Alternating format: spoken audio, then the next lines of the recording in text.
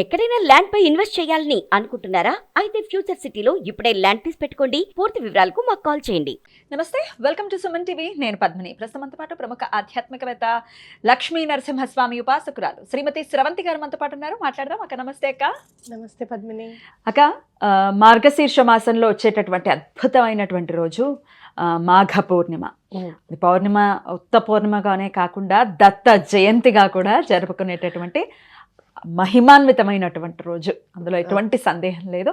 దత్త పౌర్ణిమ లేకపోతే దత్త జయంతి వస్తోంది కాబట్టి మరి ఆ స్వామివారి దత్తాత్రేయ స్వామివారి అనుగ్రహం కోసం ఏమేం చేయొచ్చు, మీరు కూడా విశేషంగా ఈ రోజును వినియోగించుకుంటూ ఉంటారు. రకరకాల హోమాలు కానీ రకరకాల పూజలు కానీ చాలా వైభవపేతంగా చేయిస్తూ ఉంటారు. మరి మార్గశీర్ష మాస పౌర్ణిమ దత్త జయంతి నాడు ఏం చేయబోతున్నారు? దత్తాత్రేయ స్వామిని తలుచుకుంటే స్మరణ మాత్రేణ సంతుష్టుడు అనగా నాకు ఎంత ఆనందం అనిపిస్తుందో. స్మరణ చేస్తేనే స్వామికి అంత ఇష్టమా అంటే ఎంత తొందరగా అనుగ్రహిస్తారో. అసలు మనం 2 చేతులైతే దండం పెడితే చాలు. నాకు ఈ మధ్య కూడా మొన్న ఒకటి సమస్య వస్తే 108 సార్లు నేను సిద్ధమంగళ స్తోత్రం చదివితే నాకు ఇండికేషన్ వచ్చింది సాయంత్రం 5 లోపల పని అవుతుంది అని. కరెక్ట్గా 5 లోపల 4:40కి పని అయింది. అంత మహిమాన్వితమైన అదే సిద్ధమంగళ స్తోత్రం అనమాట. అలాగే స్వామివారి గురించి చెప్పాలి అని అంటే కనుక స్వామివారు నా జీవితంలోకి రావడం కూడా, నేనంటే అస్సలు ఇష్టం లేని వ్యక్తులు ఉన్నారనుకో ఎవరన్నా, వాళ్ళతో మనం జాగ్రత్తగా ఉంటాం కదా. అలాంటి వాళ్ళు వచ్చి నీకు శ్రీపాద శ్రీవల్లభులు తెలుసా, వాళ్ళ చరితామృతం తెలుసా అంటే ఎవరైనా ఏమంటారు చెప్పు, ఇదేదో మాకు తెలియదులే ఎందుకు చెప్తున్నారులే అని అనుకుంటాం. అంటే అంత ట్రిక్కీగా అనమాట రావడం జీవితంలోకి. అయితే అక్కడ కూడా పరీక్ష పెడుతూ రావడం. ఆయనే పాస్ చేస్తాడు పరీక్ష, ఆయనే పెడతాడు, ఆయనే పాస్ చేస్తాడు. అంటే నేను ఇక్కడ చెప్పేది ఏంటంటే, ఎవరైనా నేను ఇష్టపడే వాళ్ళ కాకపోవచ్చు, నువ్వు ఇష్టపడేవాళ్ళు కాకపోవచ్చు, భగవంతుడి గురించి చెప్తున్నప్పుడు మాత్రం చెవులు విని రెక్కించి విని దాన్ని అందిపుచ్చుకోవడం అనేది చాలా ఇంపార్టెంట్ లైఫ్లో అని నేను ఖచ్చితంగా చెప్తాను. అది నా అనుభవం. అయితే ఇప్పుడు దత్తాత్రేయ స్వామి వారి జయంతి నాడు, పౌర్ణిమ నాడు మనం చాలా బాగా ఖచ్చితంగా చేసుకోవాల్సింది ఏంటంటే స్వామివారి హోమం. దత్తాత్రేయ స్వామి వారి హోమంకి సంబంధించి చేసుకోవాలి. హవిస్సు ద్వారానే, అగ్నిభట్టారకుడు ద్వారానే మనం ఏమైనా కూడా స్వామికి అందజేస్తాము అనేది మనం గుర్తుపెట్టుకోవాలి. అది ఆ రోజు గనక చేస్తే మనకి అమ్మవారి అనుగ్రహం కూడా సంపూర్ణంగా ఉంటుంది అని చెప్పుకోవచ్చు. ఎందుకు అని అంటే దత్తాత్రేయ స్వామి వారు అనగానే అనగా లక్ష్మి మనకి గుర్తుకొస్తారు. లక్ష్మీదేవి అనుగ్రహం ఉంటుందా? అలాగే మరి పౌర్ణిమ రోజు అంటే మరి లక్ష్మీదేవి ఉంటుంది కదా. అందులో ఈసారి మనకు వచ్చింది లక్ష్మీవారం, గురువారం నాడే దత్తాత్రేయ స్వామి వారి పౌర్ణిమ జయంతి వచ్చింది అనమాట. దత్తుడు అంటే ఎవరు అని అంటే, ఎవరైతే మనం దండం పెట్టుకుంటామో వాళ్ళకి దత్తమైపోతాడట ఆయన. నీకేం లేదు నేనున్నాను అని అంటారు.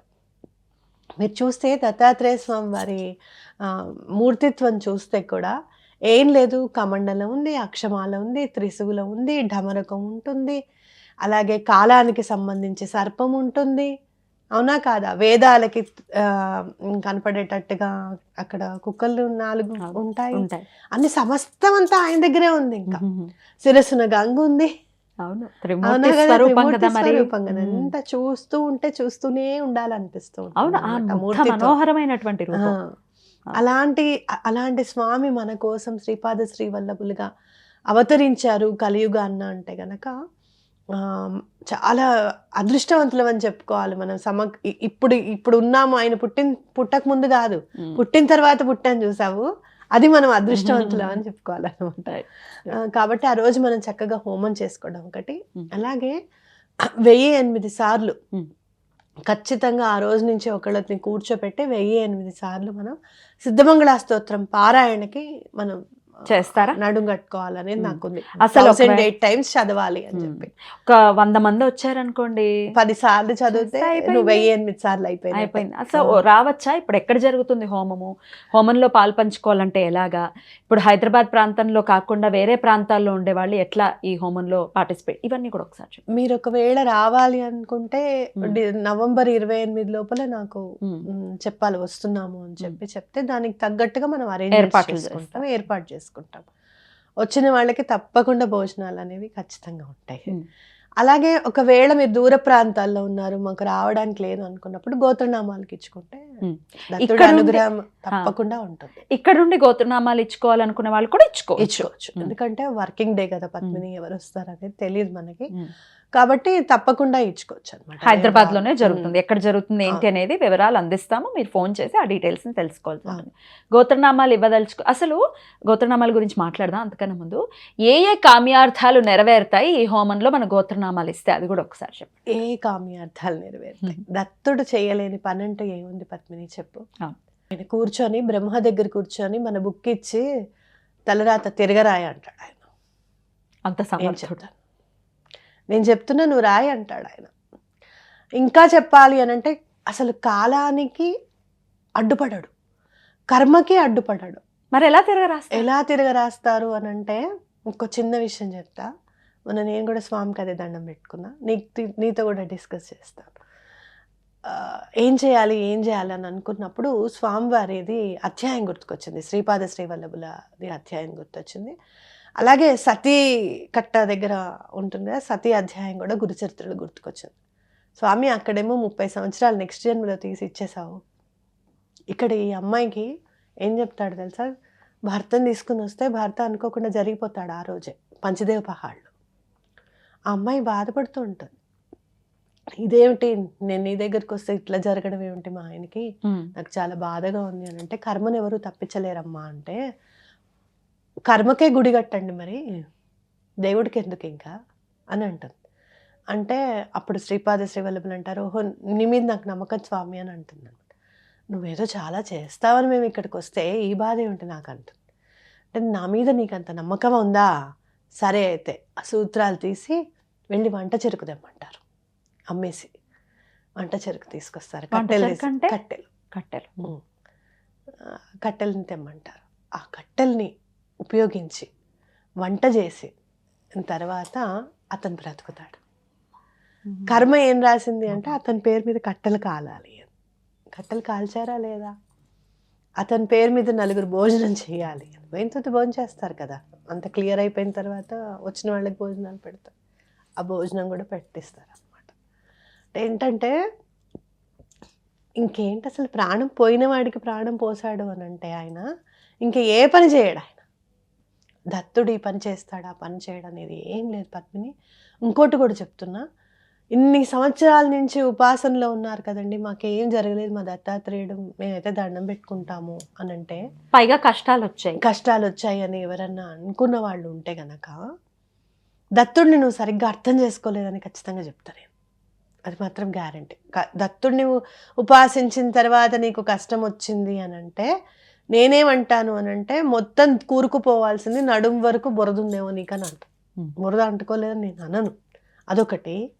రెండోది, కర్మని చాలా ఈజీగా క్లెన్స్ చేస్తారు స్వామి.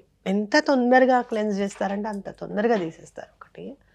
రెండోది, ఒక్కొక్కసారి ఎట్లా ఉంటుంది అని అంటే ఒక చిన్న గీత ఉంటుంది అనమాట. ఆ చిన్న గీత దాటేస్తే ఇంకా భగవంతుడు ఎదురుగుండా కనపడతాడు. ఆ చిన్న గీత ఒక్క రోజులో దత్తాత్రేయ స్వామిని సిద్ధమంగళ స్తోత్రం చదివితే, దత్తాత్రేయ స్వామి మాలమంత్రము, ఆయన గురుచరిత్ర చదివితే పని అయిపోవచ్చు. నీకు ఎప్పుడైతే ఒకళ్ళకి తొందరగా పని అయిపోయింది స్వామి అని వాళ్ళని చూసి, అప్ప వాళ్ళని ఎలా అనుగ్రహించావో అలానే నన్ను అనుగ్రహించచ్చుగా, 4గురికి చెప్పుకుంటాను స్వామి నీ పేరు అని అనుకుంటే వెంటనే ఆ పని అవుతుంది పద్మిని. నేను చూశాను కళ్ళారా. నేను గాణగాపురంలో నాతో పాటు వచ్చారు కదా, 100 మంది వచ్చారు కదా అప్పుడు మనం వెళ్ళినప్పుడు, ఆవిడ కంటికి మంటికి ఏకధారిగా ఏడు చేస్తూ ఉంటే,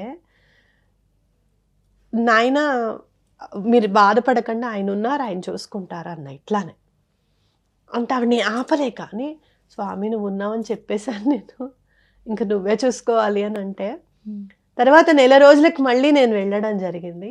ఆ లైన్లో ఉన్నప్పుడు బావగారు చిన్న పిల్ల చేయి తీసుకొని ముద్దు పెట్టుకుంటున్నారు. అంటే అప్పుడు అనుకున్నా, ఇంత మాలిన్యం లేని, కల్మషం లేని మనసు ఉంటే భగవంతుడి దగ్గర కూడా మనం చిన్నపిల్లలం అవుతాం, ఆయన కూడా మనల్ని అలానే చేయి తీసుకొని ముద్దు పెట్టుకుంటాడు అని నాలో నేను అనుకున్న తర్వాత, మనం ఎవరినైతే తీసుకెళ్ళామో ఆవిడ వచ్చి నా పని అయిపోయిందండి అని చెప్పింది ఆవిడ. పిల్లకి కాళ్ళు కడగలేదని ఏడ్చింది ఆ తల్లి. కానీ ఎవరైతే మళ్ళీ కాళ్ళు కడగాలి, ఆయనకి భార్య వియోగం అయింది, నాకు కాళ్ళు గడగడానికి నాకు భార్య కావాలనండి, మీరు సింగిల్గా ఉన్నారని చెప్పి నేను తెలుసుకున్నాను, నేను మీకు జీవితాన్ని ఇస్తాను, నా పిల్ల కాళ్ళు కడగండి అని చెప్పి చేసుకున్నారు పద్మిని. ఏ కాళ్ళు అయితే కడగలేదని చెప్పి దత్తాత్రేయ స్వామి వారి దగ్గర ఏడ్చిందో ఆ కాళ్ళే కడిగింది పద్మిని. ఏంటక్క అదే కదా. అసలు నిజంగా నేను చెప్తున్నాను కదా, అసలు స్వామి ఏమిటిది, ఇంతకి అంత కల్మషం లేని మనసు స్వామి దగ్గర అనుకుంటాను అన్నా కదా. ఆవిడ ఇలా వస్తూ ఉంటే, ఆ లైన్లో వస్తుంటే ఆవిడనే తలుచుకున్నాను నేను. ఈ మెట్లు దిగిన తర్వాతే కదా స్వామికి చెప్పాను ఆవిడ గురించి అని. ఆవిడ వచ్చేసి వెంటనే నా చేయి తీసుకొని ముద్దు పెట్టుకున్నాను. బ్యూటిఫుల్. అసలు చూడు, అంటే ఏంటంటే భగవంతుడు ఎక్కడో లేడు, మనలోనే ఉన్నాడు. మనం ఒకళ్ళ కోసం దండం పెట్టుకుంటే తప్పకుండా పని అవుతుంది అని ఖచ్చితంగా చెప్పుకోవచ్చు. అవునా? ఇంతకంటే దత్తాత్రేయ స్వామి వారి గురించి ఏం చెప్పగలం? ఈ కోరిక తీరుస్తాడా అంటే చిన్న మీరు ప్రశ్న అవుతుంది అది. ఒక్కటి మాత్రం వాస్తవం, అన్ని పూజలు ఏవైనా సరే కోరిక తీరాలని చెప్పి చేయండి, దత్తాత్రేయ స్వామికి మాత్రం నీ చరణముల సన్నిధి ఉండాలి స్వామి అని చెప్పి దండం పెట్టుకోండి.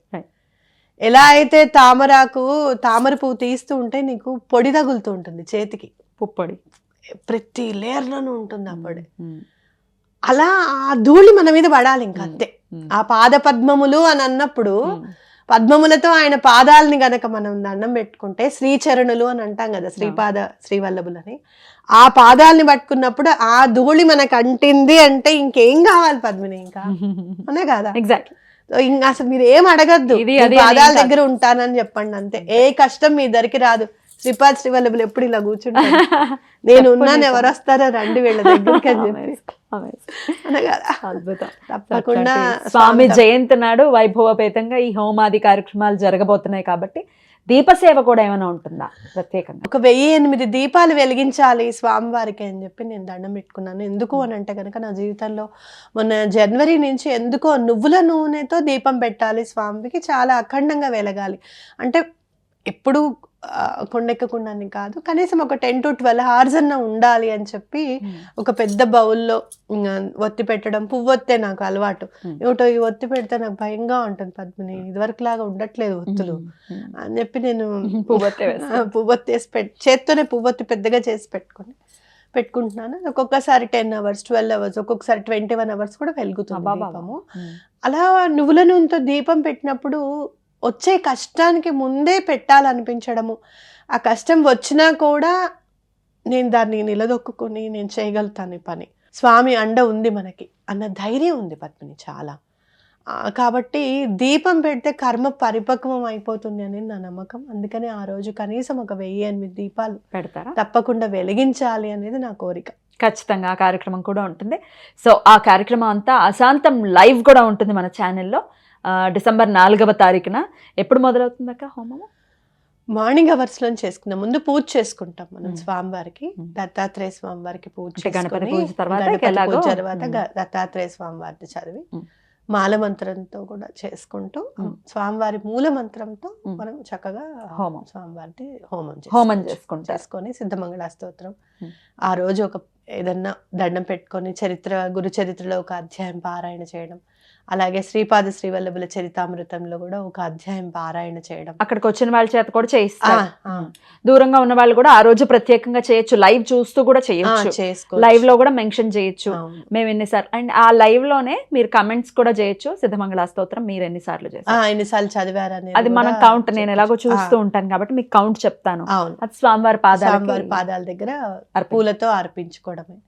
అలా చేసుకోవచ్చు. చక్కగా లంచ్ అయిన తర్వాత కూడా మనం ఇంకా ఏమైనా స్వామివారి గురించి మాట్లాడుకోవాలి అని అనుకుంటే గనక గ్యాదరింగ్ ని బట్టి ఎవరెవరికైనా చిన్న చిన్న డౌట్స్ ఉండొచ్చు, వాళ్ళ డౌట్ క్లారిఫై చేస్తూ మన డౌట్స్ కూడా క్లారిఫై అవ్వచ్చు.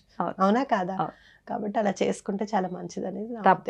తప్పకుండా స్వామివారి అనుజ్ఞతో జరగబోతున్నటువంటి ఈ కార్యక్రమం దిగ్విజయం అవ్వాలని మనస్ఫూర్తిగా కోరుకుంటూ, మరి రిజిస్టర్ చేసుకోవాలి. దూర ప్రాంతాల్లో ఉన్న వాళ్ళు గోత్రనామాలు ఇచ్చుకోవచ్చు, రావాలి అనుకునే వాళ్ళు కూడా రావచ్చు.